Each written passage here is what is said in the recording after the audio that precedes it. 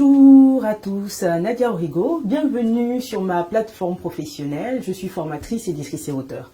Alors dernièrement, je vous annonçais la parution de mon livre, Entreprendre, c'est faire la guerre. Aujourd'hui, j'entreprends de continuer à vous parler justement de ce livre-là. Beaucoup doivent se poser la question depuis la dernière fois, en quoi est-ce que le fait d'entreprendre serait de faire la guerre? Revenons au passage biblique qu'on avait déjà lu. Dans le livre de Genèse, au chapitre 1, verset 26, où Dieu dit: faisons l'homme à notre image, à notre ressemblance, afin qu'il domine. Qu'il domine où? Il cite un certain nombre d'animaux. Ensuite, il dit qu'il domine sur la terre. Donc l'homme, fait à l'image de Dieu, l'homme Dieu, a reçu comme héritage la terre. Et c'est sur la terre que l'homme doit dominer. Mais l'observation que nous faisons aujourd'hui, est-ce que l'homme fait à l'image de Dieu domine réellement? L'homme fait à l'image de Dieu, c'est qui aujourd'hui? C'est nous les chrétiens, nous qui avons choisi après le péché d'Adam et Ève, qui étions séparés de Dieu, qui étions loin de Dieu, qui n'avions pas part à l'héritage de Dieu. Nous nous sommes réconciliés avec lui par Christ, c'est de nous dont je parle. Quand nous nous observons aujourd'hui, est-ce que nous dominons réellement sur la terre des vivants, sur cette portion de territoire, de l'univers du moins, que Dieu nous a donné, afin que nous soyons les premiers à y imposer notre loi, à y imposer notre domination, à y imposer en fait, entre guillemets, notre dictat? Alors, pour illustrer ce que je venais de vous dire, pour répondre à la question que je venais de nous poser à tous finalement, je vais vous raconter une petite histoire. C'est celle de la conquête des terres américaines par les peuples venus d'Europe. Alors, les Européens sont arrivés en Amérique, ils ont entrepris de faire la guerre contre les Amérindiens qui étaient les occupants originaires de ces terres-là. Les Amérindiens ont gagné quelques batailles, mais au final, ils ont perdu la guerre. Et donc, ce sont les Européens venus d'Europe, installés sur les terres américaines, usant de toute la force disponible qu'ils avaient, et ont réussi à conquérir les terres américaines. Et aujourd'hui, ce sont eux qui régentent, ce sont eux qui, en guillemets, règnent et qui dominent sur les Amériques. Les Indiens étaient tout simplement, à l'époque, parqués dans des, moi j'appelle ça des enclos, ce qu'on appelle les réserves. Ils ont été parqués dans des enclos alors qu'ils étaient des propriétaires originaires des terres d'Amérique. Pour amener cette situation à nous, aujourd'hui, chrétiens, l'observation que je fais, c'est que, alors que la terre nous a été donnée en héritage par Dieu, en réalité, nous n'y régnons pas. En réalité, nous ne dominons pas. Nous avons quelques petites parcelles de pouvoir ça et là, mais quand on regarde la manière dont les choses se passent aujourd'hui, les nouvelles lois qui sont votées, l'état de l'économie, la place que les chrétiens occupent tout simplement dans la société, c'est un indicateur qui est un indicateur important, surtout dans la francophonie. C'est un indicateur très très important sur la réalité de notre domination sur la terre des vivants que Dieu nous a donné en héritage. De la même manière que les Européens ont conquis l'Amérique et qu'aujourd'hui ils y dominent, de la même manière, quand nous regardons les hommes qui ressemblent à Dieu sur la terre des vivants, nous ne dominons pas du tout. C'est Satan, le diable et ses agents qui dominent. Ils dominent sur l'économie, ils dominent sur les lois. Les hommes sont esclavagisés aujourd'hui au nom de l'argent. Combien de personnes nous connaissons dans notre entourage, des entrepreneurs, des non-entrepreneurs, sont prêts à tout juste pour avoir de l'argent? Les gens sont prêts à tout, à créer des guerres un peu partout dans le monde. Pourquoi? Au nom de l'argent. Les gens sont prêts à sacrifier père et mère, à sacrifier leur dignité, à s'avilir, à se chosifier. Pourquoi? Au nom de l'argent. Et quand nous regardons tout ça, je ne pense pas que ce soit le plan de Dieu pour nous. Et malheureusement, les chrétiens, nous qui sommes censés être des modèles, nous qui sommes censés imposer notre manière de vivre, imposer nos valeurs et les faire transparaître dans la manière dont nous travaillons, surtout puisque là on est en train de parler d'entrepreneuriat, surtout pour les entrepreneurs, ce n'est pas du tout le cas aujourd'hui. Mais pourquoi on en est là? Qu'est-ce qui a fait que finalement nous avons réellement perdu de vue les choses que Dieu nous a données à nous? Qu'est-ce que nous faisons de notre héritage? Allons-nous le laisser entre les mains d'un étranger? Je pense que non.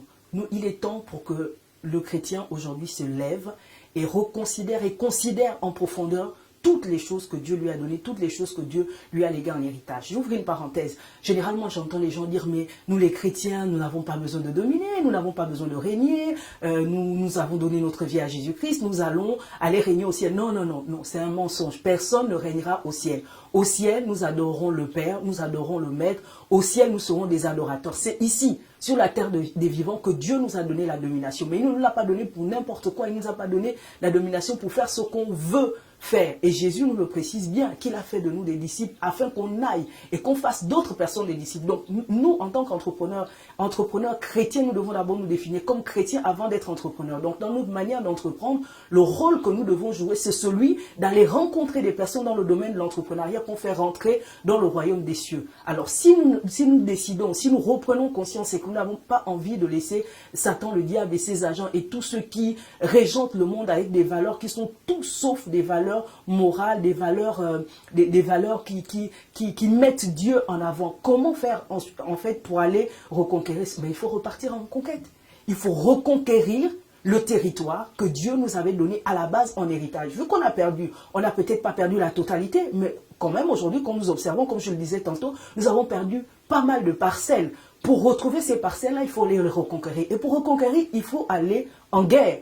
Nous savons que depuis les temps immémoriaux, comme disent les historiens, à chaque fois que les hommes ont voulu posséder un territoire, à chaque fois que les hommes ont voulu régner sur un territoire, ben, ils sont rentrés en guerre pour pouvoir posséder la terre. Non seulement la terre, mais pouvoir posséder les hommes. Non seulement les hommes, mais pour pouvoir posséder l'économie et la force de la terre qu'ils avaient réussi à reconquérir. C'est le travail que nous devons faire aujourd'hui, nous, en tant que chrétiens au sens général, mais nous, en tant qu'entrepreneurs, au sens où l'entreprise, c'est la base aujourd'hui de la création des richesses. Et la vraie bataille, la vraie guerre qui se joue en réalité sur la terre que Dieu nous a donnée en domination, c'est la guerre des richesses. Nous devons donc repartir en conquête. Nous devons aller récupérer les parts, les portions de territoire que nous avons perdues. Nous devons aller récupérer les parts, les portions de territoire que nous avons perdues dans l'économie, dans la politique, dans le social, dans l'éducation. Toutes ces choses-là, nous devons récupérer notre part. Pourquoi? Nous devons récupérer la totalité, j'ai envie de dire, puisque c'est à nous que la terre appartient. Et pour le récupérer, il faut le reconquérir. Pour le reconquérir, il faut rentrer en guerre.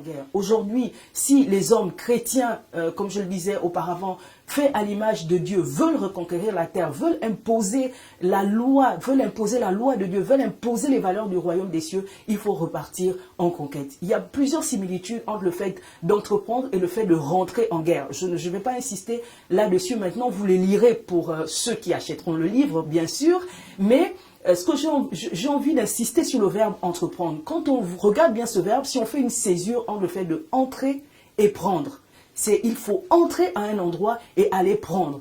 Prendre quoi? Prendre ce qui nous appartient, récupérer ce qui nous appartient. Et on ne va pas le récupérer n'importe comment. Est-ce que aujourd'hui un homme rentrerait dans un supermarché et remplirait son caddie à volonté et puis ressortirait du supermarché sans payer? Non, je ne pense pas. Qu'est-ce qui se passera? Ben, vous vous exposez à des poursuites, il y a le vigile qui vous attendra à la sortie. Donc pour pouvoir posséder quelque chose, il faut pouvoir l'acheter, il faut l'acquérir.